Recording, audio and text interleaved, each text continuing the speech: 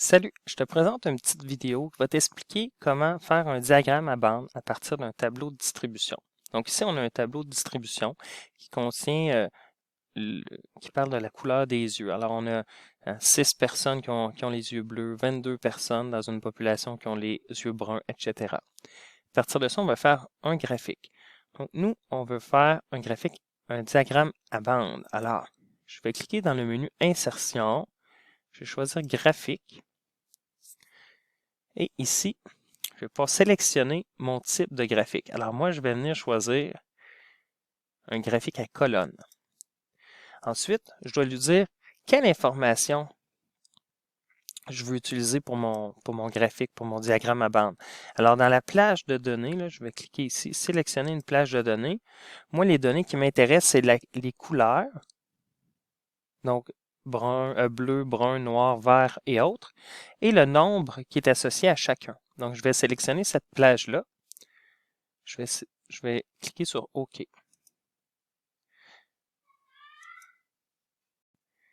Je vais simplement ramener mon diagramme ici pour que tu le vois. Alors, là, c'est bien parti. Ce qui nous manque,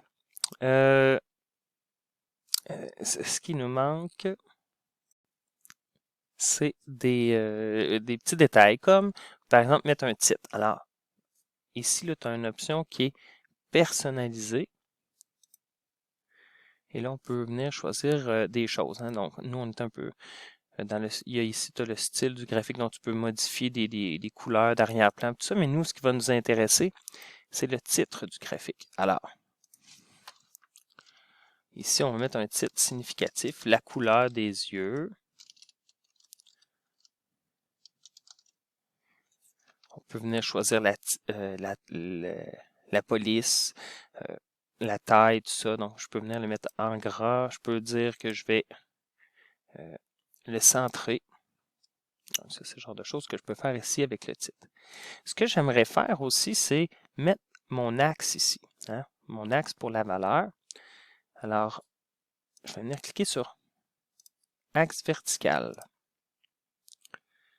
Je vais dire afficher l'axe. Alors là, on voit qu'on nous a affiché l'axe.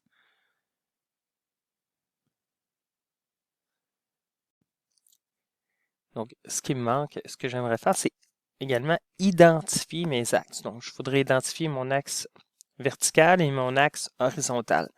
Ça va être dans le menu titre de graphique. Donc, tu vois ici, je peux choisir le titre.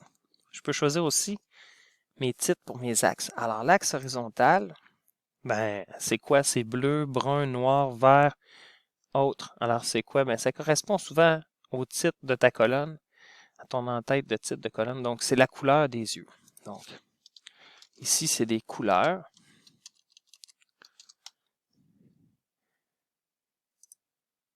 On voit qu'il s'est affiché ici. Puis, je vais mettre le titre de l'axe vertical. Donc, dans ce cas-ci, c'est le nombre de personnes.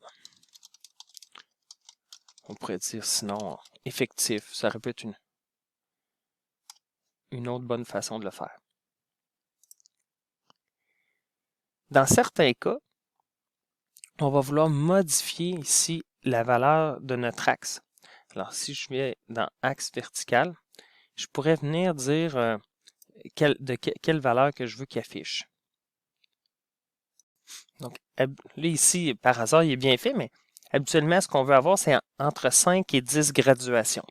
Si on a plus que 10 graduations, ça peut devenir pas clair. Puis si on n'en a pas au moins 5, ben, ça ne donne pas suffisamment d'informations.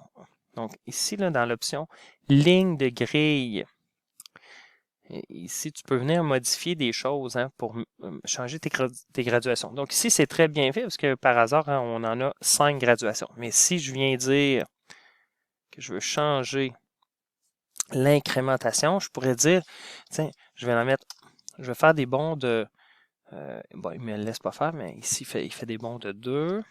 Bon. Donc tu vois, là, il affiche, ici, il y en a plusieurs. Là, ça fait déjà très, très lourd là, dans mon graphique.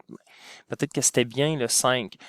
Si j'en mets un, là, ça me fait beaucoup, beaucoup de petites lignes. Tu vois, il les a pas tous affichés, mais on voit toutes les petites lignes.